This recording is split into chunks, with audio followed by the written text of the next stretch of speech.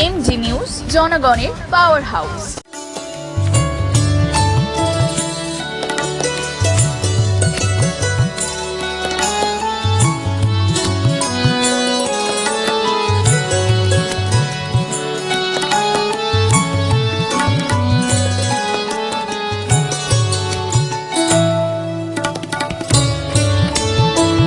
আমরা ভেবেছিলাম খোলা হাওয়ায়, খোলা মেলা আলোচনায় আমার ছোট্ট ছোট্ট ভাই বোনেরা রাগারাগি না করে, জেদাজেদি না করে, দুচ্ছাই না করে ডাক্তারদের স্বার্থে এবং রোগীদের স্বার্থে মানবিকভাবে এই আলোচনা আমাদের সাথে করবেন। আমি এখনো বলছি, তারা যে 2 ঘন্টা আসেননি, আমি তাতেও কোনো অ্যাকশন নেব না তাদের বিরুদ্ধে। কারণ আমি মনে করি আমরা বড়, ছোটদের ক্ষমা করে দেওয়াই আমাদের চিরকাল নিয়ম। এটা সৌজন্য, এই সৌজন্যতা আমরা অবলম্বন করব। এই ভরা বর্ষার মধ্যে আন্দোলনে অবিচল জুনিয়র ডাক্তাররা। স্বাস্থ্য ভবনের সামনে তারা বর্ষায় ভিজে এই আন্দোলনে এখনো পর্যন্ত স্লোগানে মুখরিত হয়ে চলেছেন। শুধু তাই নয়, এই বর্ষার মধ্যেও তারা কিন্তু রোগী দেখা বলেননি। তারা অক্লান্ত পরিশ্রমে এই বর্ষার মধ্যেও তারা রোগীদের পরিষেবা দিয়ে চলেছেন। রোগী দেখার সঙ্গে তাদের সাধ্য মতন ওষুধ দিয়ে যাচ্ছেন। রোগীদের হাতে অভয়া ক্লিনিক নামে এই পরিষেবা কেন্দ্র করে প্রচুর মানুষ এসে তাদের চিকিৎসা পরিষেবা নিচ্ছেন। কলকাতা থেকে সুমিতা পালের রিপোর্ট, এমডি নিউজ। একটা ভয়ঙ্কর চক্রান্ত, আমরা বারবার বলছি। জুনিয়র ডাক্তারদের যে মূল বিষয়, যে তাদের সহযোদ্ধা, সহকর্মী ধর্ষণ এবং খুন, ন্যায় বিচারের দাবিতে আমরাও আছি।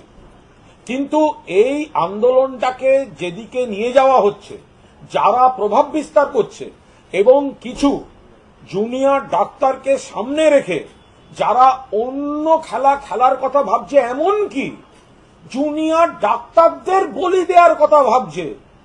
আজকে যদি রাত্রেবেলা হামলা হয়, আজকে কোনো সময় যদি হামলা হয়, তো সবাই ভাববে কালকে বৈঠক সাকসেসফুল হয়নি বলে শাসক দল বা তৃণমূল কংগ্রেস এসবে থাকছে।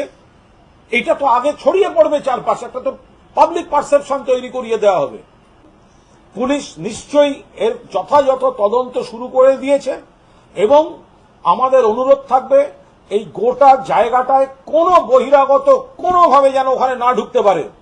খাবারের সঙ্গে কে কি দেবে তার দায় কে নেবে? ওখানে এক একটা রাজনৈতিক দলের কেউ কেউ গিয়ে নানা রকম সব জিনিস দিচ্ছেন, কে সেগুলো পরীক্ষা নিরীক্ষা করবে? যা হবে তখন সরকারের দায়। ফেসবুক আছে, টুইটার আছে, যা হবে আগে সরকারের দায়। ফলে চূড়ান্ত সতর্কতার ব্যবস্থা হোক। বহিরাগতদের হাত থেকে, বহিরাগতদের দিয়ে, বহিরাগতদের প্রবেশ গোটা এলাকাটায় বন্ধ করে দেওয়া হোক। একটু আসলাম এভাবে, আপনারা সবাই একটু এখানে আসুন। আপনারা এখানে যদি আসেন, আপনারা একটা অন্য রকমের মনোবল পাবেন। আমার ভীষণ ভালো লাগছে একদিকে, আর একদিকে খারাপও লাগছে। তার কারণ দেখুন, এরা তো অত্যন্ত ভালো ছেলে মেয়ে, এদের এখন পড়াশোনা করার কথা, এদের এখন হসপিটালে থাকার কথা। এরা স্লোগানটুকুও কিন্তু জীবনে প্রথম দেখছে, এরা এত স্লোগান জানে না। তা সত্ত্বেও ওরা কিন্তু তখন থেকে এরা চেষ্টা করছে, স্লোগান দিচ্ছে। এবং এখানে বিভিন্ন জায়গা থেকে মানুষ আসছেন, তারা যতটা সম্ভব, যা সম্ভব, তারা কিন্তু জিনিসপত্র নিয়ে আসছে। এই মুহূর্তে ওরা বলেছে ওদেরকে চা দেয়া হচ্ছে, বিস্কিট দেয়া হচ্ছে, ওদের পাউরুটি, ডিম সেদ্ধ, কলা এগুলো দেয়া হচ্ছে। নিউজ চ্যানেলসগুলো এসছেন, ওদের স্যানিটারি ন্যাপকিনসের দরকার রয়েছে এবং আরও পেপার টিস্যুস, তারপরে হচ্ছে গিয়ে পেপার সোপ, এই জিনিসগুলো দরকার রয়েছে। এখানে আসলে না একটা অন্য রকমের শক্তি পাওয়া যাচ্ছে। আমি তো প্রত্যেক দিন আসবো, এত ভালো লাগছে। একটা নতুন শহরকে দেখছি, নতুন করে মানুষকে চিনছি, আমার শহরের মানুষকে চিনছি। আপনারা একটু সময় করে আসুন এখানে।